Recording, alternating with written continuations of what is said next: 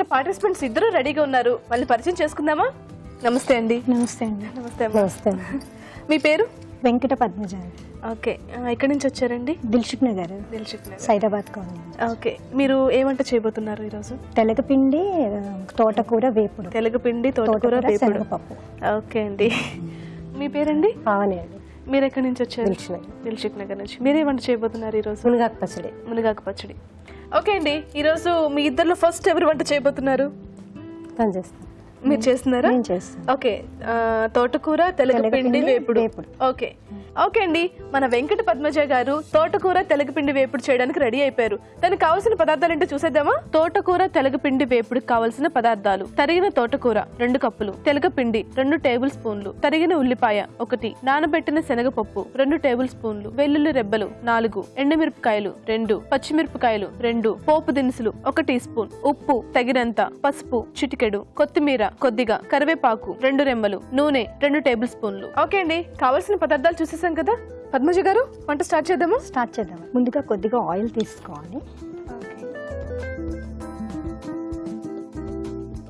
Heat ఎక్కాక పోపు దినుసులు వేసుకోవాలి. ఇందులో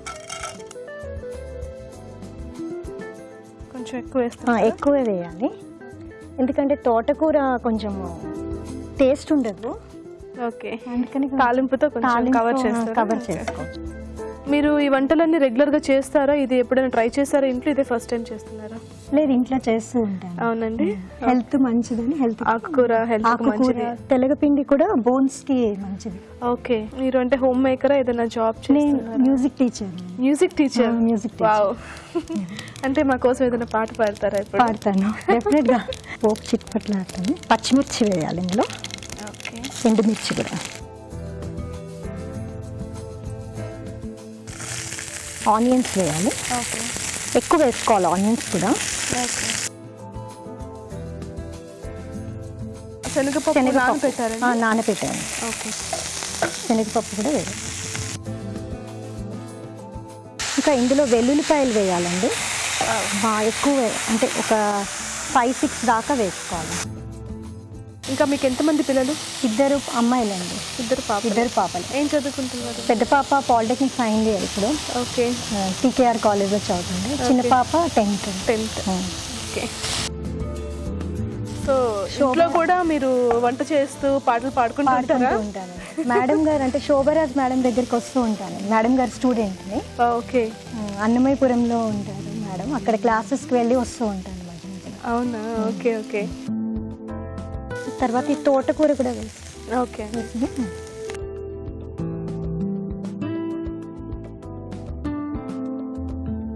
కలుపుకోవాలి. ఓకే,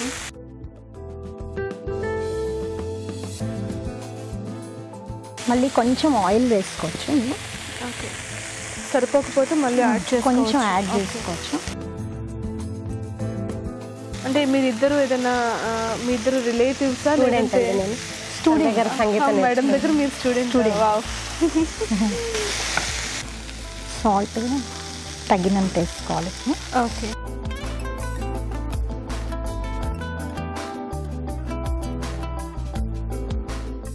పసుపు చిటికేడు అండి.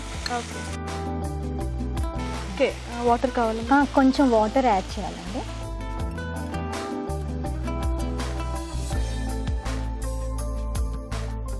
అంటే తోటకూర ఉడుకుతూ కొంచెం లైట్గా పచ్చివాసన పోతుంది.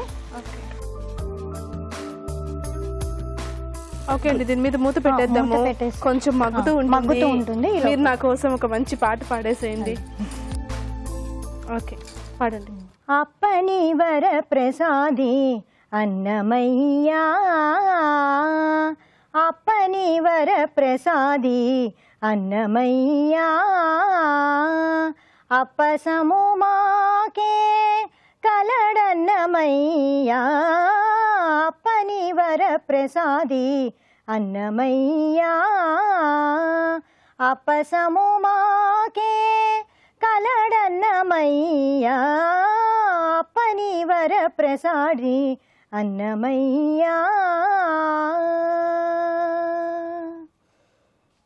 అందమైన రామానుజ ఆచార్య మతమును అందుకొని నిలచినాడు అన్నమయ్య. అందమైన రామానుజ ఆచార్య మతమును అందుకొని నిలచినాడు అన్నమయ్య. విందువలే మాకు శ్రీ వెంకటనాథునిచ్చే విందువలే మాకు ఈ టీవీ అభిరుచినిచ్చే అందరిలో తాళ్ళపాక అన్నమయ్య. వెరీ నైస్ అండి. థ్యాంక్ యూ సో మచ్ అండి. మాకు రోజు వాచ్ చేస్తాను ఈ టీటీవీ అభిరుచి. నేను అందులో చూసి హెల్త్ కాన్షియస్ గా కూడా చేస్తూ ఉంటాను అనమాట. థ్యాంక్ యూ సో మచ్ అండి. ఓకే, ఇది చూద్దాం. ఇది ఉడికిపోయిందండి. ఇప్పుడు తెలగపిండి యాడ్ చేయాలి. ఓకే, అంటే ఎక్కువ వేయకూడదు, మనకి సరిపడానే వేసుకోవాలి. ఎందుకంటే వెగట్ వస్తుందంట, తెలగపిండి ఎక్కువ వాడితే అది టేస్ట్ కొంచెం వెగటు వస్తుందండి. తినలేరేమో ఎక్కువ వేసి. తెలగపిండి యాడ్ చేయగానే కూర పొడి పొడిలాడుతూ వస్తుంది. అవునవునండి. కరివేపాకు కూడా కరివేపాకు పోపులో కాకుండా ఇట్లా వేస్తే కరివేపాకు ఫ్లేవర్ కూరకు పడుతుంది. కొత్తిమీర అయిపోయింది. బాగుందండి చూడ్డానికి.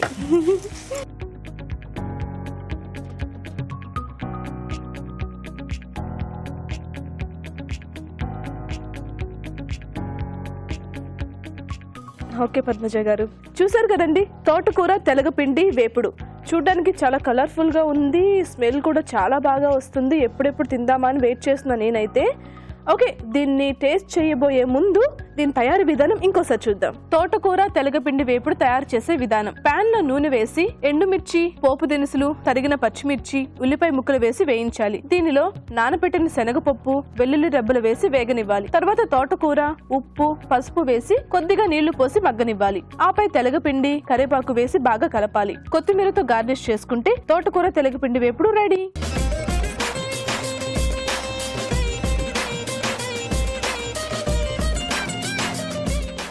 రాజు గారు, తోటకూర తెలగపిండి వేపుడు రెడీగా ఉంది, టేస్ట్ చేద్దామా మరి? తప్పకుండా. సో కాంబినేషన్ కూడా ఏంటంటే శనగపప్పు తీసుకున్నారు కదా, అవును, చాలా బాగా కాంబినేషన్ అవుతుంది ఇది.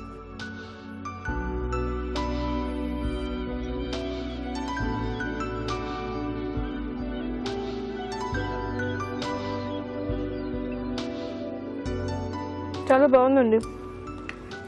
శనగపప్పు కాంబినేషన్ ఎంతో బాగుంటుంది. అంటే జనరల్ గా ఇలా చేసుకుంటూ ఉంటారు తోటకూర శనగపప్పు. దాంట్లో తెలగపిండి యాడ్ చేయడం కరెక్ట్ గా యాడ్ చేశారు. అంటే ఎక్కువ తక్కువ కాకుండా మీరు చెప్పారు కదా, కొంచెం ఏమాత్రం కొంచెం ఎక్కువైనా ఒక రకమైన కొంచెం ఒగరు వస్తుంది. అవునండి, సో చాలా బాగా చేశారు. చాలా బాగుంది పద్మజ గారు. Thank you so much.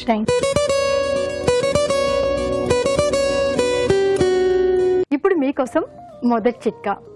చర్మం సున్నితంగా ఉండాలి, మృదువుగా ఉండాలి అంటే వారానికి ఒకసారి కొద్దిగా నిమ్మరసం, కొద్దిగా కొబ్బరి నూనె, అలాగే పెరుగు, ఈ మూడింటిని సమపాళ్ళలో తీసుకుని బాగా పేస్ట్ లాగా చేసుకుని ముఖానికి, మెడకి మృదువుగా మద్దన చేసుకుని ప్యాక్ లాగా వేసుకుని ఒక 20 నిమిషాల పాటు అలాగే ఉంచుకుని దాని తర్వాత చల్లటి నీళ్ళతో వాష్ చేసుకుంటూ ఉండాలి. ఇలా వారానికి ఒకసారి కనుక చేస్తూ ఉన్నట్లయితే ముఖం మీద ఉన్నటువంటి చర్మం అంతా కూడా మృదువుగా, సున్నితంగా, ఆకర్షణీయంగా తయారవుతుంది.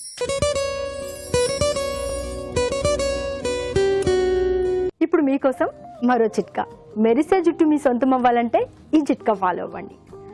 ఎగ్ వైట్ కి కొద్దిగా ఆలివ్ ఆయిల్ కలుపుకుని జుట్టుకంతా పట్టించుకుని ఒక 15 నిమిషాల తర్వాత తలస్నానం చేసినట్లయితే జుట్టు మిలమిలా మెరుస్తూ ఉంటుంది.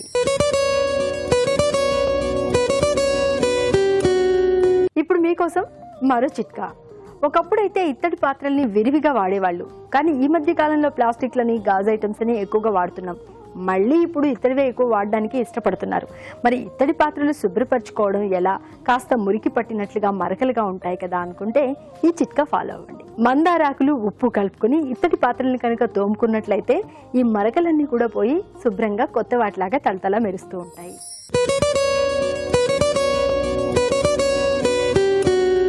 ఇప్పుడు మీకోసం ఇంకో చిట్కా. మనం రకరకాల డెకరేటివ్ ఐటమ్స్, డ్రెస్సింగ్ మిర్రర్స్, టీవీలు ఇలాంటివన్నీ కూడా ఖరీదైనవి కొంటూ ఉంటాం. కానీ చిన్నపాటి దుమ్ము పడినా కూడా అక్కడ మరకలు కనిపిస్తూ ఉంటాయి.